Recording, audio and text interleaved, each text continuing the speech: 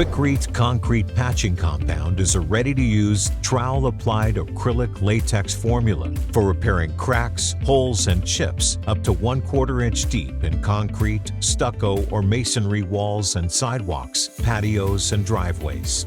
It dries quickly to a durable, flexible finish that's weather-resistant with great adhesion. The compound's texture is designed to blend with concrete surfaces for non-structural, cosmetic repairs.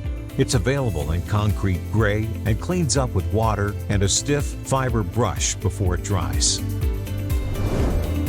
Before application of QUIKRETE Concrete Patching Compound, remove all loose stones and chips from the damaged area and be sure the surface is clean and free of grease, dust, or loose particles. Apply the compound to cracks or small spalled areas with a margin trowel. For larger areas, use a stainless steel pool trowel or plastic trowel. Apply heavy pressure with the trowel to force the compound into the surface.